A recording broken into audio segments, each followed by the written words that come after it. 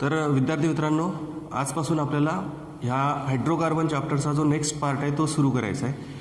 म्हणजेच aromatic हायड्रोकार्बनचा study आपल्याला start करायचा आहे. लास्ट लेक्चरमध्ये आपण अल्काइन्सचा स्टडी संपवला. त्याच्यामध्ये सुरुवातीच्या लेक्चरमध्ये आपण अल्काइन्सचं प्रिपरेशन मेथड बघितला, इंट्रोडक्शन आणि प्रिपरेशन मेथड. आणि कालच्या लेक्चरमध्ये आपण केमिकल प्रॉपर्टीज आणि युजेस डिस्कस केले अल्काइन्सचे. आजच्या लेक्चरमध्ये आपल्याला ॲरोमॅटिक हायड्रोकार्बनला स्टार्टिंग करायची आहे. ठीक आहे.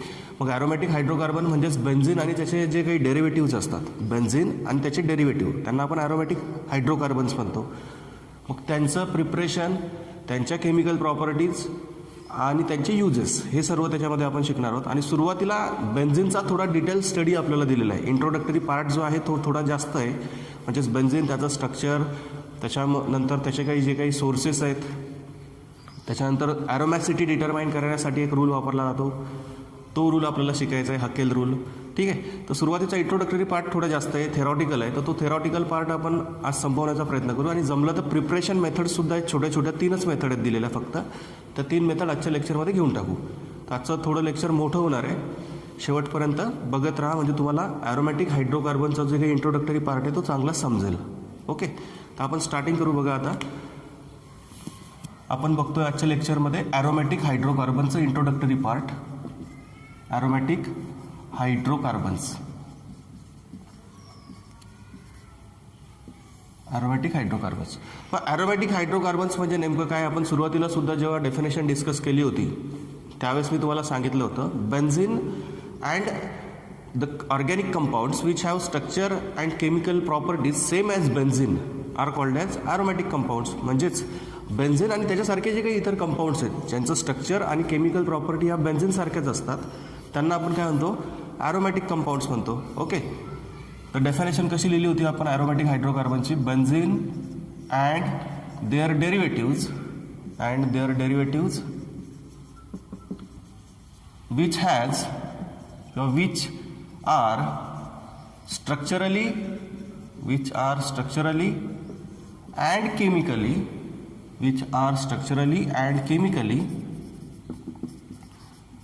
same as benzene are called as aromatic compounds.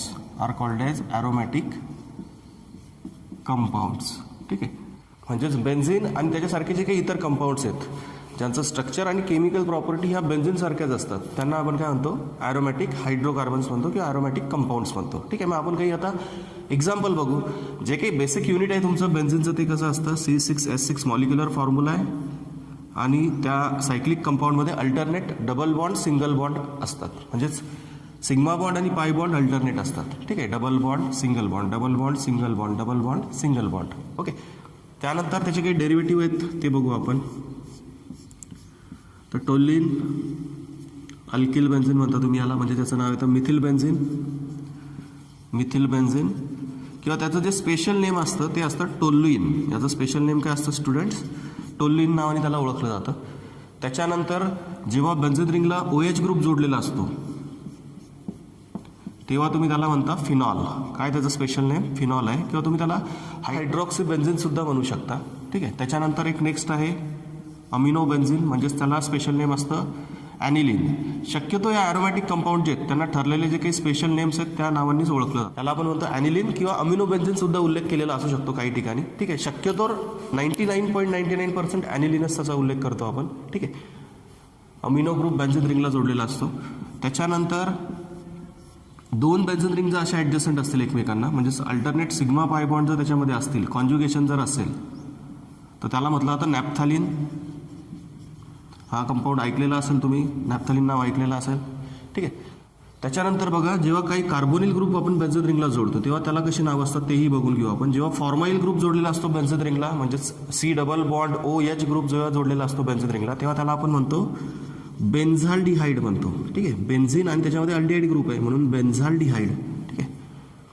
त्यानंतर ज्यावेळेस एखादा किटोनिक ग्रुप आपण बेन्झिन रिंगमध्ये जोडतो, C डबल बॉन्ड OR, मग तो R ग्रुप समजा मिथिल असेल, हा R ग्रुप समजा मिथिल ग्रुप असेल, तर त्याला आपण म्हणतो ॲसिटोफेनॉल. ठीक आहे. एका बाजूला अरिल ग्रुप आहे म्हणजेच बेन्झीन रिंग आहे आणि एका बाजूला अल्किल ग्रुप आहे, मिथिल ग्रुप आहे. ठीक आहे, त्याचं नाव काय असतं, त्याचं स्पेशल नेम असतं ॲसिटोफेनॉन. म्हणजे हा जो ग्रुप आहे वरती जोडलेला COCH3 त्याला आपण म्हणतो ॲसिटो आणि बेन्झीन रिंगला फेनॉन म्हणून ओळखलं जातं. कारण बघा सुरुवातीला हा जो बेन्झीन कंपाऊंड होता ना C6H6 याला नाव होतं फिन. काय नाव होतं याला, फिन. याला फिन नावाने ओळखलं जायचं आणि मग त्यावरून त्याचा जो काही अरिल ग्रुप तयार होतो म्हणजे जेव्हा त्याच्यातला एक हायड्रोजन तुम्ही कमी करता C6H6 मधला एक हायड्रोजन कमी करून जो काही अरिल ग्रुप तुम्ही बनवाल त्याला म्हटलं जातं फिनिल ग्रुप. त्याला काय म्हटलं जातं, फिनिल ग्रुप म्हटलं जातं. ठीक आहे, त्याला आपण म्हणतो फिनिल ग्रुप. कशावरून, तर ह्या फिन नावावरून. सुरुवातीला बेन्झीनला कुठल्या नावाने ओळखलं जायचं, इनिशियली तर फिन नावाने ओळखलं जायचं. त्यावरूनच त्याचा जो काही करस्पॉन्डिंग अरिल ग्रुप तयार होतो, जसा अल्केनपासून अल्किल ग्रुप तयार होतो, CH4 पासून CH3 मिथिल ग्रुप तयार होतो, इथेनपासून इथिल ग्रुप तयार होतो, तसा बेन्झीनपासून जेव्हा तुम्ही एक हायड्रोजन कमी करता आणि दुसरा कुठला ग्रुप जोडता त्या ठिकाणी त्यावेळेस जो काही ग्रुप तयार होतो त्याला आपण म्हणतो अरिल ग्रुप. अरिल ग्रुप म्हणजेच त्याला दुसरं नाव दिलं जातं फिनिल ग्रुप. ठीक आहे, फिनपासून ते फिनिल डिराईव्ह केलं गेलेलं आहे. ठीक आहे, तर आता या ठिकाणी हा जो आहे एक हायड्रोजन कमी केला आणि तिथे COCH3 जोडला आहे म्हणून त्याला त्या फिनवरून त्याचा सफिक्स काय लावला आपण, फेनॉन. ONE किटोनचा सफिक्स लावला शेवटी फायनली ONE. बघा किटोनला सफिक्स काय लावता तुम्ही, ONE लावता ना UPSC नोमेनक्लेचरमध्ये. त्यावरून त्याचं स्पेशल नेम काय ठेवलं आहे आपण, ॲसिटोफेनॉन. हा वरचा पार्ट ॲसिटो आणि खालची बेन्झीन रिंग तुमची फिन आणि त्या फिनला शेवटी सफिक्स काय लावला ONE, ॲसिटोफेनॉन. ठीक आहे, जेव्हा दोघी बाजूंना बेन्झीन रिंगच असेल म्हणजे असं असेल सपोज C डबल बॉन्ड आणि दोघी साईडला बेन्झीन रिंगच आहे तेव्हा त्या किटोनला नाव दिलं जातं बेन्झोफेनॉन. कसं दिलं जातं त्याला नाव, बेन्झोफेनॉन. म्हणजे दोघी बाजूंना काय आता या किटोनच्या बेन्झीन रिंग आहे म्हणून त्याचं नाव दिलं बेन्झोफेनॉन. एक लास्ट कंपाऊंड बघू आपण, कार्बोनिल कंपाऊंड, ज्याच्यामध्ये बेन्झीन रिंगला कार्बोक्सिल ग्रुप जोडलेला असतो, ॲसिड. ठीक आहे, C double bond OH. Okay, हा होता तुमचा सुरुवातीला अल्डिहाइड ग्रुप होता C डबल बॉन्ड OH. त्याला शॉर्टकटमध्ये तुम्ही असा लिहिता CHO. इथे होता COCH3 त्याला तुम्ही शॉर्टकटमध्ये असा लिहिता COCH3. ठीक आहे, कंडेन्स फॉर्म्युला. इथे शॉर्टकटमध्ये कसा लिहाल तुम्ही आला तर C6H5 C double bond O C6H5. ठीक आहे, तुम्हाला फुल फॉर्ममध्ये लक्षात ठेवता येत असेल तर असं ठेवा, नाही तर शॉर्टकटमध्ये असंही त्याला लिहिलं जातं. ओके, आणि हा आहे तुमचा बेन्झोइक ॲसिड. हा बेन्झोइक ॲसिडचा जो कार्बोक्सिल ग्रुप आहे तो कंडेन्स करून असाही लिहिला जातो COOH. ओके, तर अशा प्रकारे हे आपण काही एक्झाम्पल बघितले ॲरोमॅटिक हायड्रोकार्बनचे. हे जे ॲरोमॅटिक हायड्रोकार्बन्स असतात यांचे मेन सोर्सेस कुठले आहेत, हे कुठून मिळतात, कुठून यांना बनवलं जातं, तर हे शक्यतोवर जे कोल टार असतं म्हणजे जे डांबर असतं त्या डांबरापासून हे ॲरोमॅटिक कंपाऊंड्स आपल्याला सेपरेट करावे लागतात. ओके, त्या डांबरापासून म्हणजेच कोल टार म्हणतो आपण त्याला. बघा, the sources of this aromatic compounds are coal tar म्हणजे डांबर अँड पेट्रोलियम प्रोडक्ट्स. पेट्रोलियमपासून यांना सेपरेट केलं जातं ह्या सर्व ॲरोमॅटिक कंपाऊंड्सला. बघा आपण किती एक्झाम्पल बघितले, टोल्युइन, फिनॉल, ॲनिलिन, नॅफ्थॅलिन. हा होता तुमचा बेन्झाल्डिहाइड, हा ॲसिटोफेनॉन, हा बेन्झोफेनॉन आणि लास्ट लिहिला होता आपण बेन्झोइक ॲसिड. हे सर्व ॲरोमॅटिक हायड्रोकार्बनचे आपण एक्झाम्पल बघितले. ठीक आहे, आता थोडाफार आपल्याला डिटेल स्टडी करायचा ह्या बेन्झीन आणि त्याच्या स्ट्रक्चरचा, तो आपण आता थोड्या वेळाने डिस्कस करू.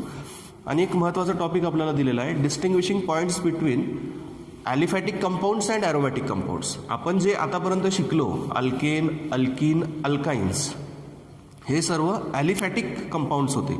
त्या ॲलिफॅटिकमध्ये दोन प्रकार बघितले आपण, सॅच्युरेटेड म्हणजे अल्केन्स, अनसॅच्युरेटेड म्हणजे अल्किन आणि अल्काइन्स. ओके, आता आपल्याला जो नेक्स्ट टाईप बघतोय आपण तो बघतोय ॲरोमॅटिक हायड्रोकार्बन्स. तर ॲरोमॅटिक हायड्रोकार्बनचं जे सगळ्यात बेसिक युनिट आहे ते कोण असतं तर बेन्झीन असतो. हा बेन्झीन कोणापासून भेटलो, कोल टारपासून भेटतो किंवा मग पेट्रोलियम प्रोडक्ट्सपासून भेटतो. ठीक आहे, तर हे त्याचे सोर्सेस झाले कोल टार अँड पेट्रोलियम. आणि प्रिपरेशनच्या सुद्धा 2-3 मेथड दिलेले आहेत आपल्याला, 3च मेथड आहेत छोट्या छोट्या, त्या आपण शेवटी डिस्कस करू. ठीक आहे, सोप्या मेथड आहेत एकदम.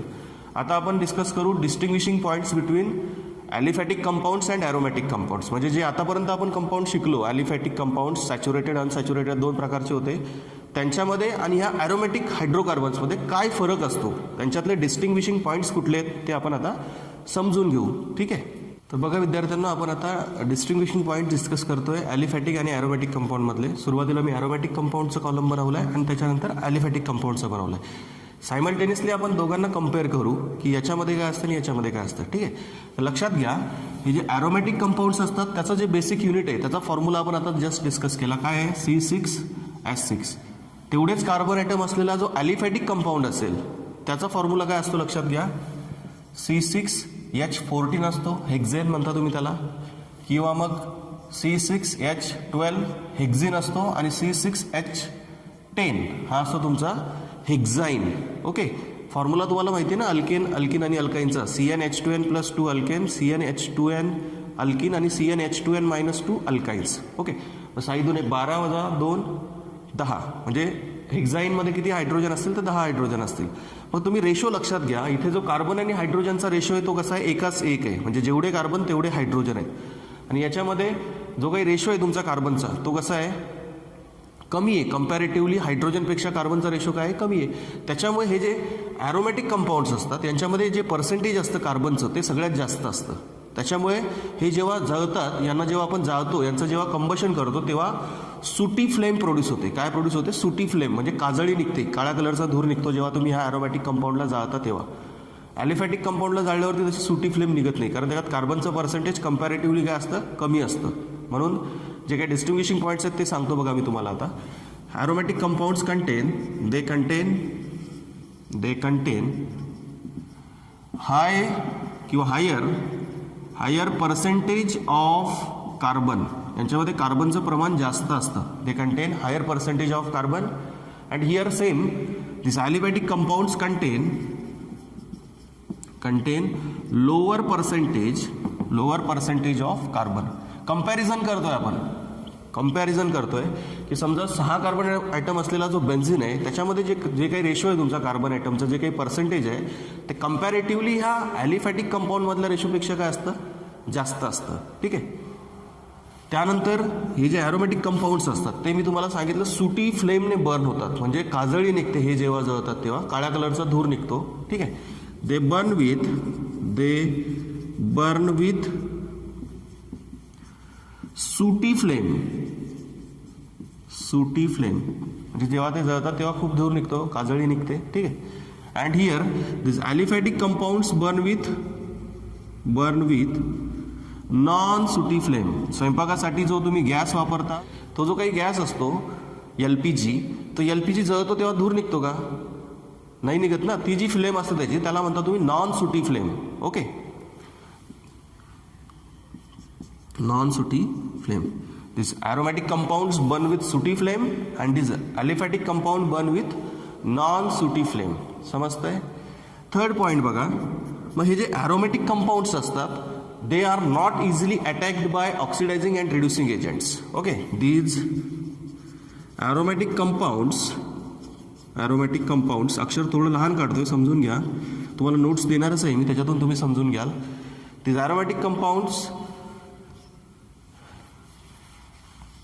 not easily attacked by oxidizing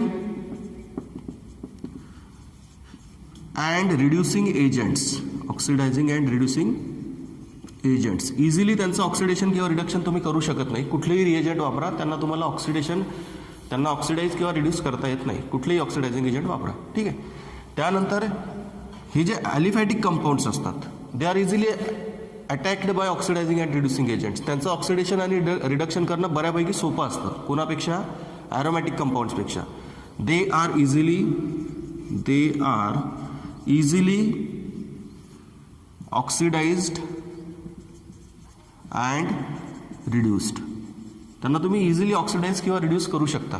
okay, जो फोर्थ पॉईंट आहे तो आहे they do not undergo addition reactions easily. हे जे ॲरोमॅटिक कंपाऊंड्स असतात त्यांच्यात ॲडिशन रिॲक्शन्स इझिली होत नाहीत. Okay, they do not undergo addition reactions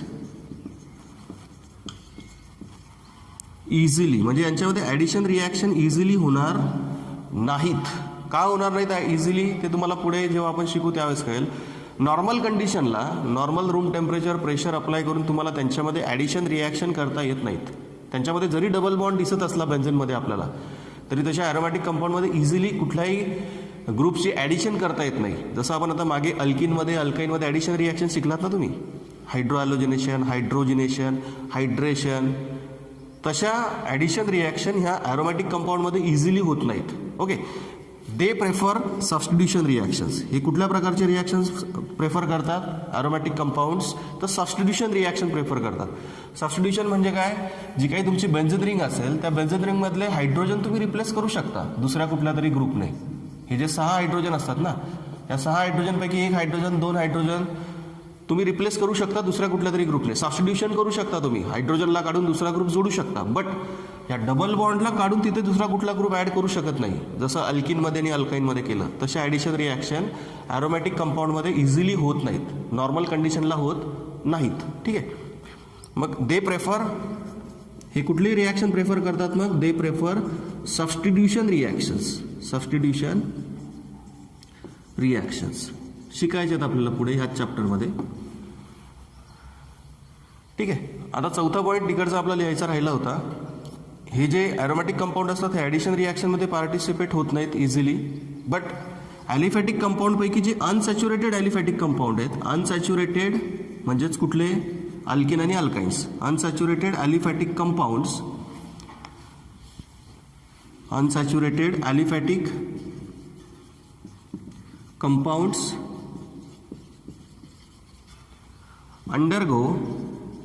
undergo addition reactions.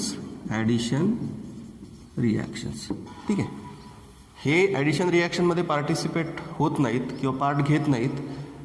ॲलिफॅटिकमध्ये जे काही अल्किन आणि अल्काइन्स आहेत म्हणजेच अनसॅच्युरेटेड जे काही ॲलिफॅटिक कंपाऊंड्स आहेत ते ॲडिशन रिॲक्शनमध्ये भाग घेतात.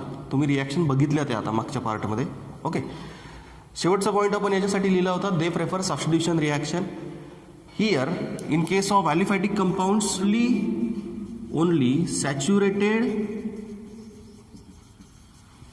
aliphatic compounds. कुठले असतात सॅच्युरेटेड ॲलिफॅटिक कंपाऊंड्स? मग सांगा. अल्केन असतात. कोण असतात? अल्केन्स असतात. Only saturated aliphatic compounds prefers substitution reaction. म्हणजे अल्केनमध्ये सबस्टिट्यूशन रिॲक्शन होते, अल्किन आणि अल्काइन्समध्ये सबस्टिट्यूशन रिॲक्शन बघितली का आपण? नाही बघितली. सर्व कुठल्या बघितल्या? ॲडिशन रिॲक्शन बघितल्या. Okay, only saturated aliphatic compounds prefer substitution reactions. Substitution reactions. Okay, समजते स्टुडंट्स? आपण 5 डिस्टिंग्विशिंग पॉईंट्स बघितले. फर्स्ट पॉईंट सगळ्यात महत्त्वाचा, they contain higher percentage of carbon aromatic compounds and they contain lower percentage of carbon. Aliphatic कंपाऊंडमध्ये carbon comparatively कमी असतो. कोणापेक्षा? Aromatic कंपाऊंडपेक्षा. They burn with sooty flame. कार्बनचं प्रमाण जास्त असतं म्हणून ते जेव्हा जळतात तेव्हा सुटी फ्लेम प्रोड्यूस होते, म्हणजेच काजळी निघते भरपूर बाहेर. आणि जेव्हा तुम्ही ॲलिफॅटिक हायड्रोकार्बनला बर्न करता तेव्हा नॉन सुटी फ्लेमने ते जळतात, म्हणजे धूर निघत नाही बाहेर, जास्त काजळी निघत नाही. ओके, मी तुम्हाला चांगलं एक्झाम्पल पण सांगितलं त्याच्यासाठी. त्यानंतर these aromatic compounds not easily attacked by oxidizing and reducing agents. These aliphatic compounds easily attacked by oxidizing and reducing agents. Okay, they do not undergo addition reactions easily. They undergo addition reactions. कोणते compound addition रिॲक्शनमध्ये participate करतात aliphatic कंपाऊंड्समध्ये? Alkene आणि alkynes. Okay, because they have unsaturation, they have double bond or triple bond.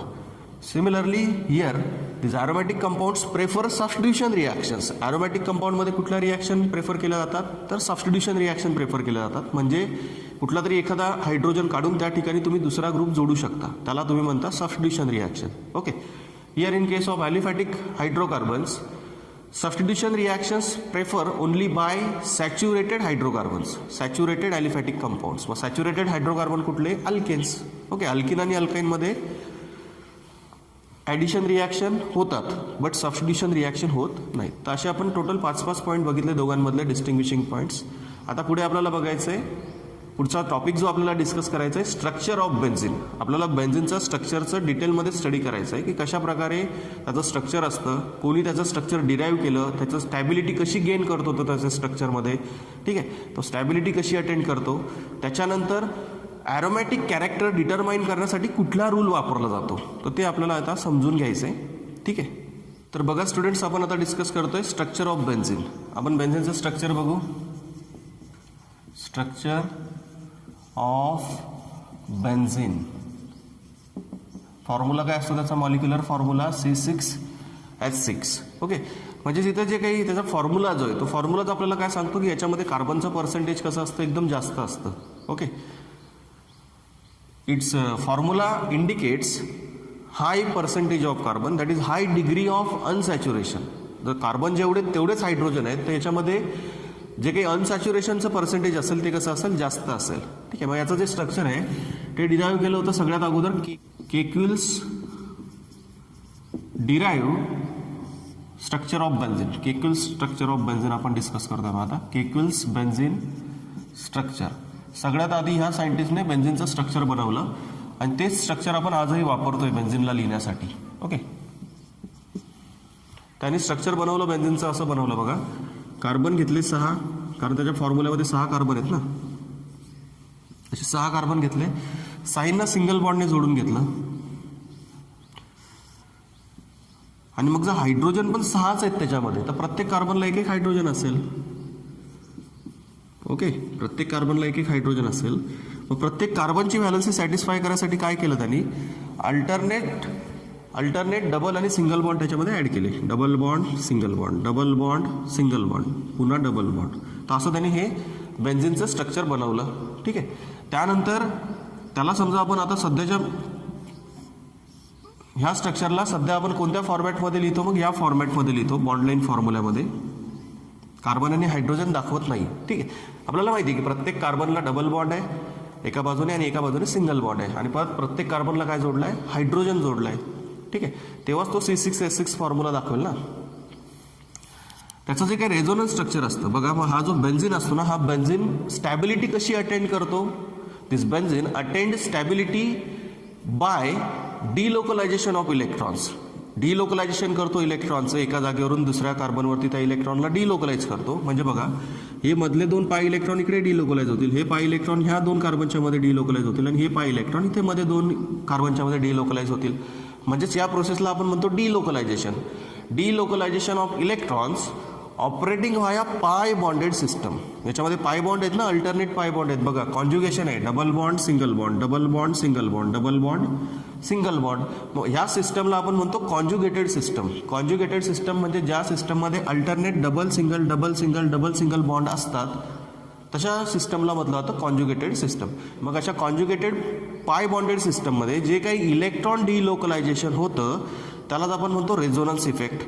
मग बेन्झिनमध्ये हा resonance effect होतो, त्याच्यामुळे त्याचे 2 प्रकारचे स्ट्रक्चर तयार होतात बघा. दुसरा स्ट्रक्चर कसं तयार होईल, या फॉर्मॅटमध्ये तयार होईल.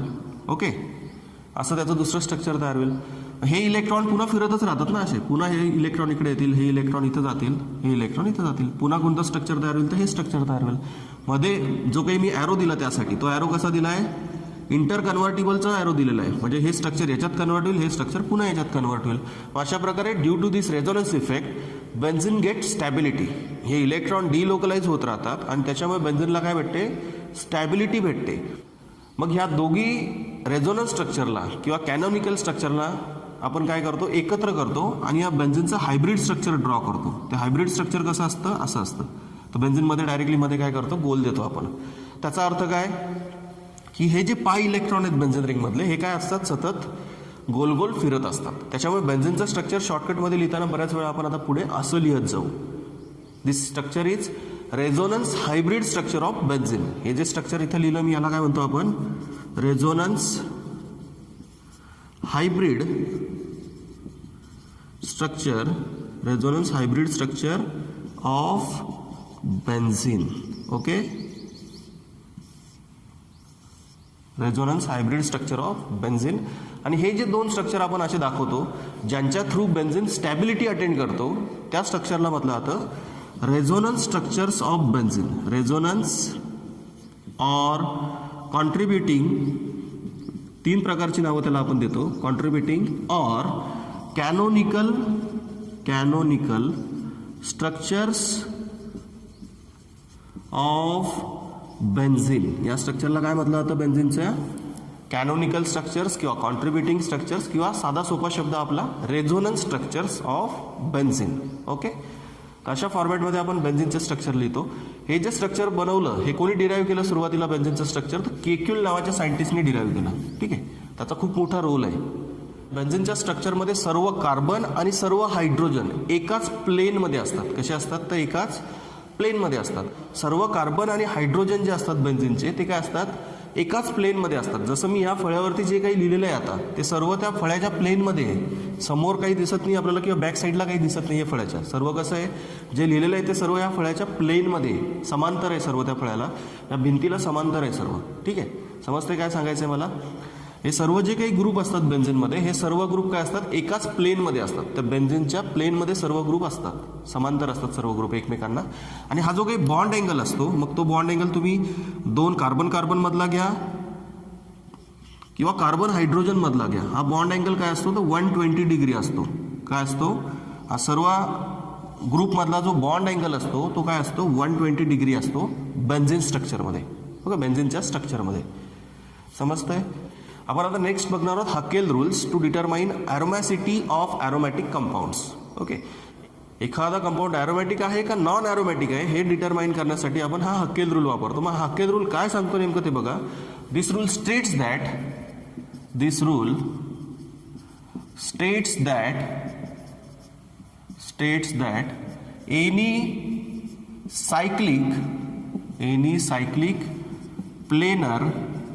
Any cyclic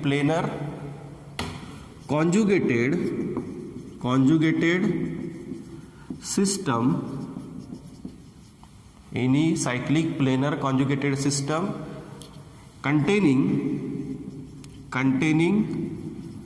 4n plus 2 pi electrons where n is equal to any integer 0, 1, 2, 3 etc. is said to be aromatic. बघा, थोड्याच वेळात तुम्हाला हा रूल समजेल व्यवस्थित, काही विशेष नाहीये. हा रूल काय सांगतो, याच्यामध्ये अगोदर हा रूल बघण्याच्या अगोदरच 2-3 कंडिशन ऑलरेडी आपल्याला दिलेल्या आहेत. कुठल्या कंडिशन लागतात एखादा कंपाऊंड ॲरोमॅटिक असेल किंवा नॉन ॲरोमॅटिक असेल तर ते डिसाईड करण्यासाठी सर्वात महत्त्वाची कंडिशन कुठली, तर तो कंपाऊंड सायक्लिक असला पाहिजे. त्याच्यानंतर त्याच्यातले सर्व ग्रुप एका प्लेनमध्ये असले पाहिजेत आणि त्याच्यामध्ये काय असलं पाहिजे, कॉन्जुगेशन असलं पाहिजे. कॉन्जुगेशन म्हणजे डबल बॉन्ड सिंगल बॉन्ड कसा असला पाहिजे, अल्टरनेट असला पाहिजे, तरच तो कंपाऊंड काय असतो, ॲरोमॅटिक असू शकतो. आणि सगळ्यात महत्त्वाची गोष्ट कुठली, तर त्याच्यामध्ये काय असले पाहिजेत, 4n plus 2 pi इलेक्ट्रॉन्स असले पाहिजेत. Contains 4n plus 2 pi electrons where n is equal to any integer such as 0, 1, 2, 3 etc. Fraction यायला नको पाहिजे, यांची किंमत फ्रॅक्शन नको यायला पाहिजे, तरच तो कंपाऊंड काय असेल, ॲरोमॅटिक असेल. आणि जर समजा यांची व्हॅल्यू फ्रॅक्शनमध्ये आली तर तो कंपाऊंड कसा असेल, नॉन ॲरोमॅटिक असेल. समजतंय तुम्हाला. बघा, मग आपण आता फटाफट एक्झाम्पल बघू. स्टेटमेंट कळलं तुम्हाला सगळ्यांना. Any cyclic planar conjugated system containing 4n plus 2 pi electrons where n is any integer is said to be aromatic compound. Okay, मग आपण एक्झाम्पल घेऊ. सगळ्यात अगोदर बेन्झिन. हा बेन्झिन कसा काय हकेल रूल उभे करतो बघा. हकेल नावाच्या सायंटिस्टनी हा रूल बनवला म्हणून त्याला आपण म्हणतो हकेल्स रूल. यांनी काय सांगितलं की तुम्हाला दिलेला कंपाऊंड समजा सायक्लिक असेल, प्लेनर असेल, कॉन्जुगेटेड असेल आणि त्याच्यामध्ये 4n plus 2 pi इलेक्ट्रॉन असतील तर तो ॲरोमॅटिक असतो. ओके, हा रूल तो उभे जर करत असेल तर तो कंपाऊंड कसा असेल, ॲरोमॅटिक असेल. मग बघा, मी तुम्हाला बेन्झिनसाठी समजवतो. हा सायक्लिक सुद्धा आहे, प्लेनर सुद्धा आहे आणि कॉन्जुगेटेड सुद्धा आहे. आणि हा 4n plus 2 pi इलेक्ट्रॉन सुद्धा याच्यामध्ये आहेत. कसे काय बघा, 4n plus 2 is equal to pi electrons. Okay, कसं वापरायचं हा रूल ते समजून घ्या. पाय इलेक्ट्रॉनची संख्या काय आहे बेन्झिनमध्ये, हा एक तुमचा पाय बॉन्ड आहे, हा एक पाय बॉन्ड आहे आणि हा एक पाय बॉन्ड आहे. म्हणजे टोटल पाय इलेक्ट्रॉनची संख्या काय झाली तुमची स्टुडंट्स, 2 + 2 + 2 6 पाय इलेक्ट्रॉन आहेत. ओके, म्हणून इथे काय व्हॅल्यू येईल तुमची 6 आणि इथे काय 4n plus 2. मग आता इथे सॉल्व करा. 4n इज इक्वल टू हा 2 तिकडे गेला म्हणजे काय होईल, 6 - 2 होईल. आता तुमची इथे किंमत काय येईल बघा, 4n इज इक्वल टू 4 म्हणजेच यांची किंमत काय आली, 1 आली. म्हणजेच हा जो बेन्झिन आहे हा हकेल रूल काय करतो, उभे करतो. तो सायक्लिक आहे, प्लेनर आहे, कॉन्जुगेटेड आहे, प्लस हा 4n+2 पाय इलेक्ट्रॉन सुद्धा त्याच्यामध्ये आहेत, म्हणजेच तो अकेल रूल ओबे करतो, म्हणून तो काय आहे, ॲरोमॅटिक आहे. त्याच्यानंतर अजून एक एक्झाम्पल बघू स्टुडंट आपण. बघा नॅफ्थॅलिनचं एक्झाम्पल घेऊ आपण. नॅफ्थॅलिनमध्ये काय असतात, 2 बेन्झीन रिंग असतात अशा एकमेकांना ॲडजस्टंट.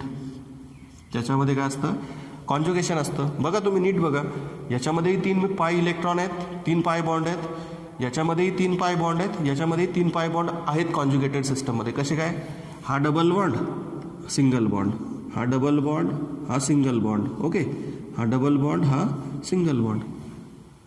म्हणजे हा जो मधला डबल बॉन्ड आहे हा दोघींनी शेअर केलेला आहे. टोटल पाय इलेक्ट्रॉनची संख्या काय आहे मग याच्यामध्ये सांगा नॅफ्थॅलिनमध्ये. नॅफ्थॅलिनचं एक्झाम्पल बघतोय आपण. नॅफ्थॅलिन हा ॲरोमॅटिक आहे का नाही आहे ते डिसाईड करू आपण आता. सायक्लिक प्लेनर कॉन्जुगेटेड आहे, बट आता त्याच्यामध्ये 4n+2 पाय इलेक्ट्रॉन आहेत का, आणि यांची व्हॅल्यू जी आहे ती इंटिजर येते का, 0 1 2 3 4 एक्सेट्रा एक्सेट्रा, ते बघायचं आपल्याला. बघा 4n+2 इज इक्वल टू किती पाय इलेक्ट्रॉन आहे त्याच्यामध्ये सांगा. हे 2 2 2 6 आणि हे 4 10. ओके, मग आता याची व्हॅल्यू इंटिजर आली पाहिजे, यांची किंमत इंटिजर आली पाहिजे. मग 4n इज इक्वल टू 10 - 2 होईल. 4n इज इक्वल टू 10 - 2 होईल आता पुढे, आणि काय होईल, 4n is equal to 8. Okay, therefore यांची व्हॅल्यू काय येणार तुमची 2 येणार. म्हणजेच हा जो दिलेला कंपाऊंड आहे आपल्याला, हा जो नॅफ्थॅलिन आहे हा कसा असेल, ॲरोमॅटिक असेल. ओके, आपण नॉन ॲरोमॅटिकचं पण एक्झाम्पल बघणार आहोत पुढे, की कशा प्रकारे फ्रॅक्शन व्हॅल्यू येऊ शकते, तेही तुम्हाला थोड्या वेळात कळेल. बघा झालं. मी आता हा रूल पुसू, तुम्हाला रूल नीट समजला. Any cyclic planar conjugated system containing 4n+2 pi electrons is said to be aromatic. Okay, तर बघा पुढचं एक्झाम्पल घेऊ आपण आता सायक्लोब्युटॅडाईनचं. हा सायक्लोब्युटॅडाईन जो आहे, हा सायक्लोब्युटॅडाईन जो आहे हा प्लेनर आहे, प्लेनर आहे, कॉन्जुगेटेड सुद्धा आहे, अल्टरनेट डबल सिंगल बॉन्ड आहे त्याच्यामध्ये, आणि सायक्लिक सुद्धा आहे. बट याच्यामध्ये 4n+2 पाय इलेक्ट्रॉन आहेत का हे आपल्याला चेक करायचं आहे. बघा किती पाय इलेक्ट्रॉन दिसत आहेत मग तुम्हाला त्याच्यामध्ये सांगा मला. 2 पाय बॉन्ड आहेत, 2 पाय बॉन्ड आहेत, म्हणजे टोटल इलेक्ट्रॉन किती झाले, 2 + 2 4 पाय इलेक्ट्रॉन आहेत. ओके, त्याच्यामुळे मी इथं लिहिलं 4n+2 इज इक्वल टू 4. मग यांची व्हॅल्यू इथे इंटिजर आली पाहिजे, 0 आली तरी चालेल, किंवा 1 2 3 4 काहीतरी एखादा इंटिजर नंबर आला पाहिजे. ठीक आहे, बघा यांची किंमत काय येते, 4n इज इक्वल टू 4 - 2, म्हणजेच 4n इज इक्वल टू काय येईल तुमचा 2 येईल. म्हणजेच यांची किंमत काय येईल स्टुडंट्स, 2/4 येईल, म्हणजेच 1/2 येईल. म्हणजे ही व्हॅल्यू तुमची इंटिजर आली का या ठिकाणी, नाही आली. त्याच्यामुळे हा जो सायक्लोब्युटॅडाईन आहे ते cyclobutadiene is non aromatic compound. Non aromatic compound कसा असेल हा सायक्लोब्युटॅडाईन, तर नॉन ॲरोमॅटिक कंपाऊंड असेल, because it does not contain 4n+2 pi electrons where n is equal to any integer. Okay, next example बघा, cyclopropene घेऊ आपण आता. सायक्लोप्रोपिन अलिसायक्लिक compound घेतोय आपण सर्व आता. हा जो सायक्लोप्रोपिन आहे, या सायक्लोप्रोपिनमध्ये एक डबल बॉन्ड आहे. ओके, म्हणजे पाय इलेक्ट्रॉन किती आहेत, 2 आहेत. याच्यामध्ये 4n+2 पाय इलेक्ट्रॉन हा रूल ओबे होतो का बघू आपण आता. बघा किती इलेक्ट्रॉन आहे त्याच्यामध्ये, पाय इलेक्ट्रॉन फक्त 2 आहेत, एकच डबल बॉन्ड आहे. ओके, मग 4nची व्हॅल्यू काय येईल तुमची, 4n इज इक्वल टू 2 - 2 0 येईल. म्हणजेच यांची किंमत काय येईल, 0 येईल. म्हणजेच हा काय करतो, रूल ओबे करतो, बिकॉज यांची किंमत 0 सुद्धा चालते आपल्याला, इंटिजर लागतो कुठला तरी. म्हणून मग हा सायक्लोप्रोपिन काय असेल, it is aromatic, therefore it is aromatic compound. Okay, त्यानंतर पुस्तकामध्ये एक पिरिडीनचं एक्झाम्पल दिलं आहे. बघा पिरिडीन जो असतो त्याचा फॉर्म्युला असतो बेन्झीन रिंग सारखाच असतो तो, सेम टू सेम. नायट्रोजनवरती लोन पेअर इलेक्ट्रॉन असतात. ते लोन पेअर इलेक्ट्रॉनला आपण कन्सिडर करत नाही, फक्त कोणते इलेक्ट्रॉन कन्सिडर करतो, ते मधले जे पाय इलेक्ट्रॉन आहेत त्यांनाच कन्सिडर करतो. म्हणजेच बेन्झीन सारखा तोही काय असेल, त्याच्यामध्येही यांची व्हॅल्यू काय येईल तुमची 1च येईल. 4n इज इक्वल टू 4, म्हणजेच यांची किंमत काय येईल तुमची 1 येईल त्याच्यामध्ये. त्याच्यामुळे तो पिरिडीन सुद्धा कसा आहे, हेट्रोसायक्लिक कंपाऊंड आहे, हेटेरो ॲरोमॅटिक कंपाऊंड आहे. ठीक आहे, त्याच्यामध्ये यांची किंमत काय येते 1 येते. त्यानंतर बघा एक या टाईपचा एक कंपाऊंड दिलेला आहे आपल्याला बुकमध्ये, त्याचं नाव दिलेलं आहे आपल्याला सायक्लोहेप्टाट्राईन आहे. हा 3 वेळा डबल बॉन्ड आहे याच्यात असा. ओके, तर हा ॲरोमॅटिक असेल का, याच्यामध्ये कॉन्जुगेशन वगैरे सगळं दिसतंय आपल्याला. बघा हे इथपर्यंत कॉन्जुगेशन आहे ह्या कार्बनपर्यंत, बट पुढे जो काही कार्बन आहे या ठिकाणी, हा कार्बन कसा दिलेला आपल्याला sp3 हायब्रिडाइज कार्बन आहे, त्याच्यामध्ये तिथं कॉन्ज्युगेशन ब्रेक झालं आहे. कॉन्ज्युगेशन आहे का अल्टरनेट डबल सिंगल, तर इथे लागोपाठ 2 सिंगल बॉन्ड आले, म्हणजे तिथे कॉन्ज्युगेशन ब्रेक झालं. त्याच्यामुळे म्हणजेच एक कार्बन ॲटम sp3 हायब्रिडाइज असल्यामुळे हा कसा असेल, नॉन ॲरोमॅटिक असेल. जरी याच्यामध्ये पाय इलेक्ट्रॉनची संख्या 6 आहे, हा 4n+2 पाय इलेक्ट्रॉनचा जो रूल आहे तो उभे करेल, त्याच्यामध्ये यांची किंमत 1 येईल. बट इथे तुमचं कॉन्ज्युगेशन ब्रेक झालंय बघा. हा जो कार्बन आहे हा sp3 हायब्रिडाइज आहे, सिंगल बॉन्डेड कार्बन आहे, दोघी बाजूनी सिंगल बॉन्ड आहे. आपली कंडिशन काय आहे, कॉन्ज्युगेशन असलं पाहिजे त्या कंपाऊंडमध्ये, अल्टरनेट डबल सिंगल बॉन्ड असले पाहिजे, म्हणजेच प्रत्येक कार्बन sp2 हायब्रिडाइज असला पाहिजे, तर तो कंपाऊंड काय असतो, ॲरोमॅटिक असतो. मग तुम्ही याचं रिझन लिहाल, नोट्समध्ये दिलेलं आहे मी तुम्हाला व्यवस्थित. Here 1 carbon atom is sp3 hybridise, hence this compound is non aromatic, it is non aromatic. ठीक आहे, तर हा रूल वापरून तुम्हाला कुठलाही कंपाऊंड ॲरोमॅटिक आहे का नाही आहे, नॉन ॲरोमॅटिक आहे हे डिसाईड करता आलं पाहिजे, हे शोधता आलं पाहिजे, डिटरमाइन करता आलं पाहिजे. ओके, तर तुम्हाला हकेल रूल समजला व्यवस्थित सर्वांना. पुन्हा एकदा स्टेटमेंट सांगतो बघा मी तुम्हाला हकेल रूलचं. Any cyclic planar conjugated compound containing 4n+2 pi electrons where n is any integer 0, 1, 2, 3 etc. is said to be aromatic. पुस्तकामध्ये हे स्टेटमेंट थोडं वेगळं दिलेलं आहे त्यांनी, बट मी जे सांगतोय ते तुम्ही लक्षात ठेवलं तरी सुद्धा चालेल.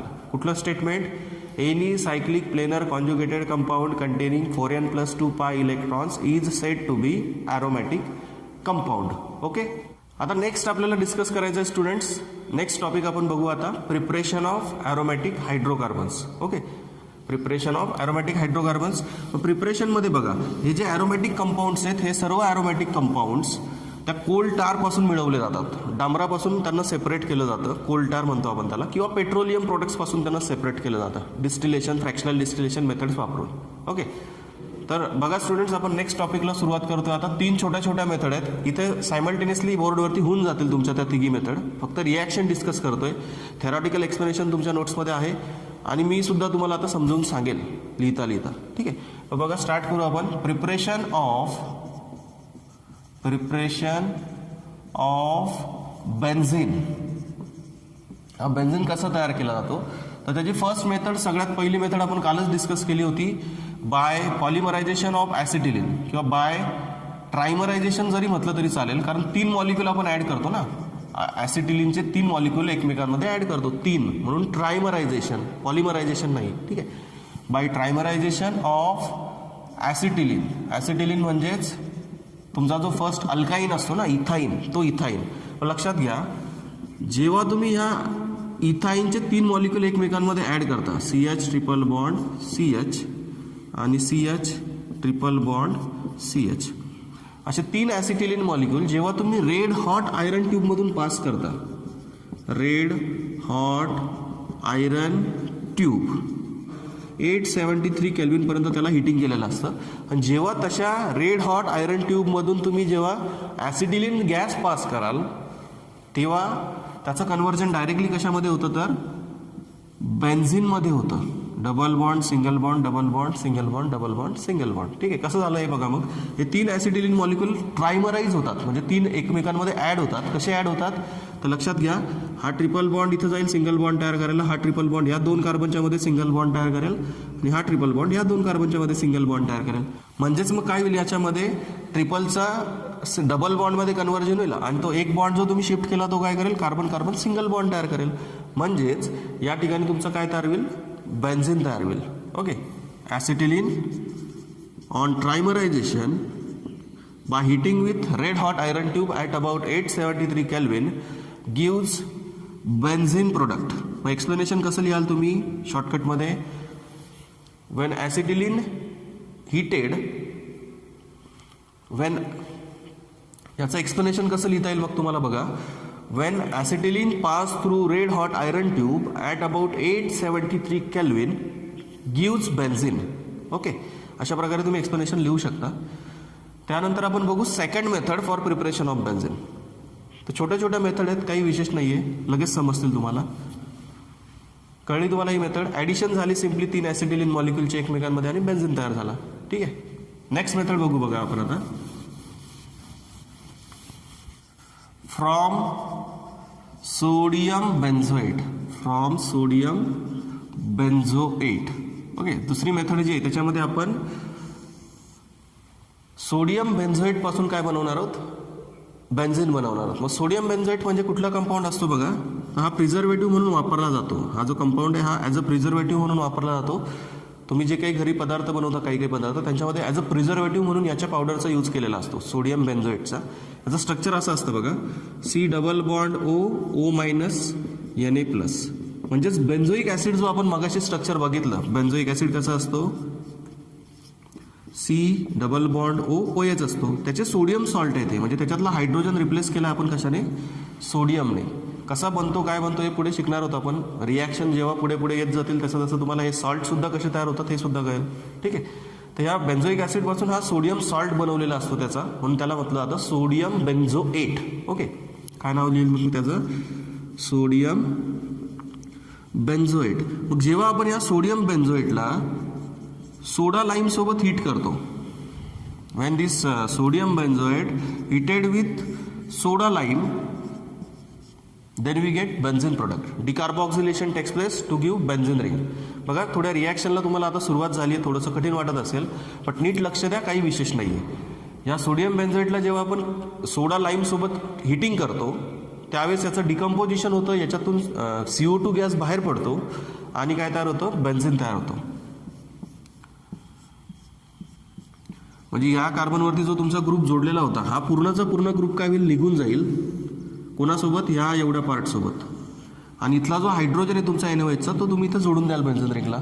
आणि बाकीचा जो काढलेला पार्ट आहे तो मोजून बघा कुठला ग्रुप निघतो तो, तर सोडियम कार्बोनेट बाहेर पडतो, Na2CO3 बाहेर पडतो आणि काय शिल्लक राहतो, त्या सोडियम बेन्झोएटमधला बेन्झीनचा पार्ट शिल्लक राहतो. म्हणजेच when this sodium benzoate heated with soda lime gives benzene product. Okay, ही सेकंड मेथड आपण डिस्कस केली. आता समजलं तुम्हाला. बघा, हा Na2 होऊन जाईल इथे, 2 Na2, आणि हा CO2 होता इथे, हा एक ऑक्सिजन त्याच्यात ॲडिशनल, म्हणजे Na2CO3 साईड पडत, आणि हा जो NaOHचा हायड्रोजन आहे तो तुमचा बेन्झीनवरती शिल्लक राहील. म्हणजेच काय तयार होईल इकडे, तुमचा बेन्झीन तयार होईल. समजला. ही तुमची सेकंड मेथड बघितली आपण आता बेन्झीनच्या प्रिपरेशनची. याच्यानंतर जी थर्ड मेथड आहे ती अजून जास्त सोपी आहे. बघा, by reduction of phenol, by reduction of phenol. फिनॉलचा फॉर्म्युला तुम्हाला सगळ्यांना माहिती आहे. फिनॉलचा फॉर्म्युला काय आहे, C6H5OH. काय फॉर्म्युला आहे फिनॉलचा, C6H5, म्हणजे बेन्झीन रिंग. आणि त्या बेन्झीन रिंगच्या एका हायड्रोजनच्या ऐवजी काय असतो, त्याच्यामध्ये OH ग्रुप असतो, म्हणून त्याचा शॉर्टकट फॉर्म्युला कसा लिहितो आपण, C6H5OH. ठीक आहे. मग जेव्हा आपण या फिनॉलला, तुम्ही स्ट्रक्चरच लिहायचं, फॉर्म्युला वगैरे अजून लिहू नका, तुम्हाला माहीत पाहिजे म्हणून मी ॲडिशनल सांगतो तुम्हाला. ठीक आहे. जेव्हा आपण फिनॉलला झिंक डस्ट सोबत हिटिंग करतो, म्हणजे झिंक पावडर सोबत जेव्हा आपण त्याला हीट करतो फिनॉलला, त्याचं रिडक्शन होतं आणि कुठला प्रोडक्ट भेटतो आपल्याला, बेन्झीन प्रोडक्ट भेटतो. त्याच्यातला ऑक्सिजनला आपण बाहेर काढतो. मग त्याच्यातला जो ऑक्सिजन बाहेर काढला तो ऑक्सिजन कोणासोबत जाईल, तर त्या झिंक सोबत जाईल आणि झिंकचा ऑक्साईड तयार होईल, ZnO. व्हाईट कलरची पावडर तयार होईल झिंक ऑक्साईडची. ठीक आहे, समजलं. तुम्ही काय केलं, सिम्पली हा जो फिनॉल मॉलिक्यूल होता त्या फिनॉलला काय केलं, झिंक डस्ट सोबत हिटिंग केलं. ओके, त्याचं काय झालं, मग रिडक्शन झालं. त्याच्यातला ऑक्सिजन जो आहे इथे जोडलेला, हा ऑक्सिजन काय होईल, निघून जाईल बाहेर, कोणासोबत, झिंक सोबत, आणि काय तयार करेल, ZnO. आणि जो हायड्रोजन आहे तो ॲज इट इज राहील, तो बेन्झीनला जोडला जाईल आणि काय भेटेल आपल्याला, बेन्झीन प्रोडक्ट भेटेल. तर अशा प्रकारे ह्या 3 छोट्या छोट्या मेथड होत्या प्रिपरेशनच्या बेन्झीनच्या. फर्स्ट मेथड होती by trimerization of acetylene. Second method होती from sodium benzoate when heated with soda lime, then it gives benzene product. आणि थर्ड छोटीशी एक मेथड बघितली आपण, when phenol heated with zinc dust, then this phenol get reduce into benzene. फिनॉलचं काय होतं या ठिकाणी, रिडक्शन होतं आणि काय तयार होतो, बेन्झीन प्रोडक्ट तयार होतो. अशा प्रकारे आपण या 3 मेथडसुद्धा डिस्कस केल्या बेन्झीनच्या प्रिपरेशनच्या. त्या अगोदर आपण बेन्झीनचं स्ट्रक्चर डिस्कस केलं, ॲलिफॅटिक ॲरोमॅटिक कंपाऊंडमधले डिस्टिंग्विशिंग पॉईंट्स बघितले आणि ॲलिफॅटिक ॲरोमॅटिक कंपाऊंडमधले डिस्टिंग्विशिंग पॉईंट्स बघितले, बेन्झीनचं स्ट्रक्चर डिटेलमध्ये समजून घेतलं. आणि सगळ्यात महत्त्वाचं आपण काय शिकलो, तर हकेल रूल शिकलो. Any cyclic planar conjugated system containing 4n+2 pi electrons is said to be aromatic. Okay, हा सगळ्यात महत्त्वाचा रूल होता आणि त्याच्यामध्ये एन म्हणजे काय होता 4n + 2 पाय इलेक्ट्रॉन. यांची किंमत काय असते एनी इंटीजर असली पाहिजे तरच तो कंपाऊंड काय असतो ॲरोमॅटिक असतो. तर अशा प्रकारे आपण आजचा इंट्रोडक्टरी पार्ट जो होता तुमचा बेन्झिनचा तो बघितला आणि बेन्झिनचं प्रिपरेशन बघितलं. नेक्स्ट लेक्चरमध्ये आपण आता बेन्झिनच्या म्हणजेच ॲरोमॅटिक हायड्रोकार्बनच्या केमिकल प्रॉपर्टी डिस्कस करू उद्याच्या लेक्चरमध्ये. ठीक आहे, आता आपण थांबू. उद्याच्या लेक्चरमध्ये आपल्याला केमिकल प्रॉपर्टी डिस्कस करायच्यात ॲरोमॅटिक हायड्रोकार्बनच्या.